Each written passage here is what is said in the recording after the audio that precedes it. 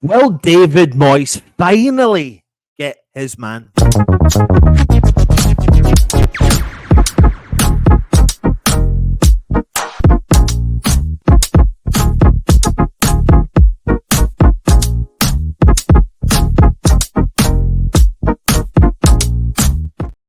Hello, everybody, and welcome back to the West Ham Network. Now, I've started off the show by saying, will David Moyes finally get his man? Now, it doesn't feel like there are a huge amount of players that we don't talk about that Moyes is interested in. Obviously, West Ham have got a long-lasting history of being linked to many a player.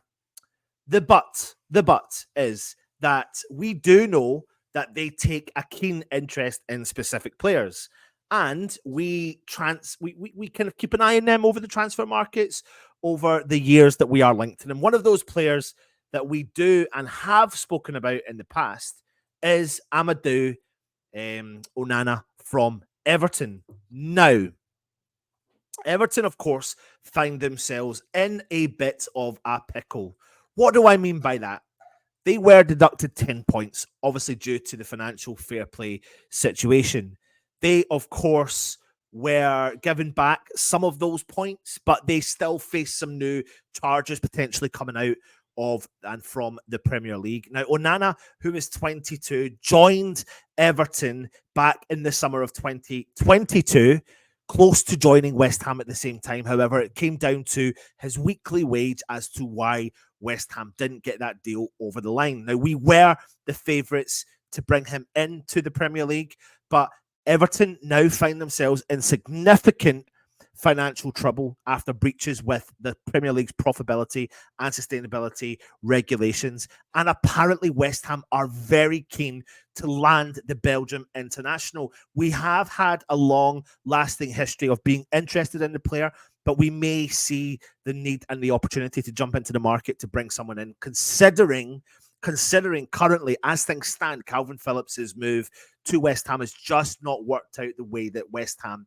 and David Moyes had transpired it would. So we've also got James Ward-Prowse, who has been rested a lot recently over the last couple of weeks, but giving a new, young, dynamic international player an opportunity in this West Ham side could be the real option for us. Now, Onana, the situation with him is the Everton at the time paid £33 million to bring him in over the door. He's amassed 11 caps for the Belgium international side as well.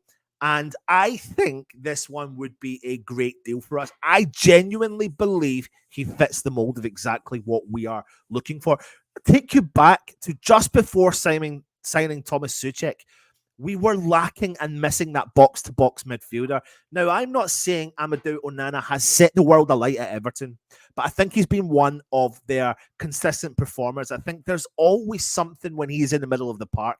He's a towering 6'4" central defensive midfielder, box-to-box, and uses his strength and his abilities to his best advantage. And I genuinely think he fits the mold of what Tim Steiden's looking for and what, of course, David Moyes, if David Moyes is going to be in charge, is looking for. Now, I don't think West Ham are just going to look abroad, just abroad in the markets out in the world. I think we're going to be keen to look at what is available to us also in the domestic leagues. Now, Onana comes with a lot of experience. He's played 64 games in total for Everton. In all competitions, but he has played for Everton over 2 seasons in the Premier League, amassing 55 appearances in the Premier League. So he is Premier League proven, and I genuinely think that really does help tick a box. He's got that tall frame, and he doesn't just dominate the midfield.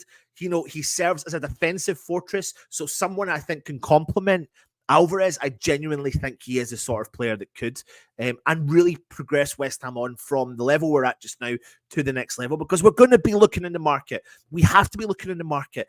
And there's a couple of things that ticks the box: his age, his international, his Premier League experience, and currently his position. He's got a tactical intelligence. He likes to drive forward. He's got a good relationship with the core in the middle of the park. The core does all the dirty work and allows a player like Onana to do everything that he can do. He's, strong in his aerial duels, and he is sometimes a potential game changer from his defensive mindset in both defensive duties and his offensive duties.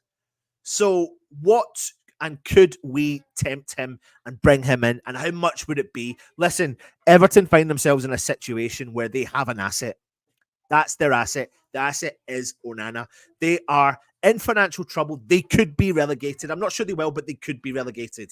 What does that mean for them? Well, they're going to want to protect their asset and generate as much income as they possibly can. If they do get relegated, then they won't be able to hold many teams to ransom for the high levels of what the transfer kitty will be. But he is probably in around about the 40 to 50 million pound marker. Everton would want to make some gain on that purchase and some gain on that asset. But if they are said to be found guilty again in the next potential round of problems they've got coming their way, then they are going to be in so much financial difficulty that they're going to need to sell. We are aware they need to sell. They've got the stadium move coming in, and also appeasing Onana's interest in the world of progressing in his career. And I'm not being disrespectful to Everton, because if any Everton fans are watching, please understand, I and West Ham fans have been there, done that, wore the t-shirt, the fear of playing and challenging or not challenging for anything except for survival in the Premier League.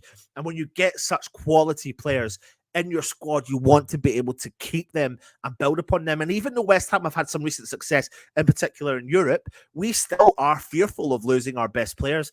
But bringing in quality is what is needed at West Ham. Quality players with experience. It's great looking around the market all over Europe for some of the next best talent, but you need to mix that up with some experience. And at 22 years old, he comes with 2 seasons of experience. And I honestly think if you add an Onana to our midfield with an Alvarez, with a whatever, a Suchek, with a Ward-Prowse as options, then that starts to open the horizons of what West Ham can and can't achieve. So, with regards to Onana, I can get behind that. I spoke to you the other day about Awonyi. I spoke to you the other day about Gibbs White from Nottingham Forest. Onana is another player who currently plays in the Premier League. Yes, we'd have to pay the inflated prices for players that play in the Premier League, but he's not a Belgium international by not being being a crap player. The player has a long history of being a good player.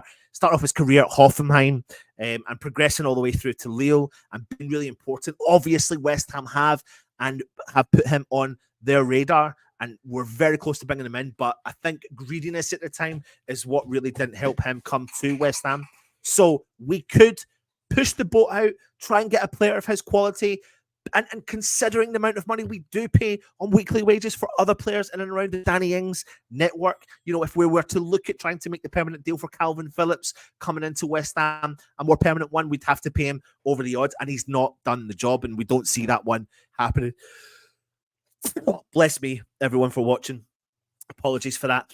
But I genuinely think that he could be a quality player. Lots of clubs, though, around Europe will be alerted to Onana. There is no ifs or buts or babies about that. And we need to be mindful of the fact that if we are going to do some business come the summer, we need to react quickly. I'm hoping that Tim Steidten is doing his due diligence. I believe he is. I do think he's looking at all the bigger markets out there in Europe, also looking at the leagues below the top 5 leagues around Europe, seeing if he can find some of those gems.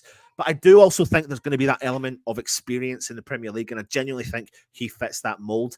The problem, like I said, is will other teams come in for him? He's been linked previously to Barcelona, previously to Manchester United, but West Ham have got the kind of connection in there with the player, with his agents, so there could be something in this story. So keep an eye on it. I'm not saying it's happening, but he is a player I would like with or without David Moyes in the ranks. What do you think? Put it in the comments. Let me know. Come on, you irons.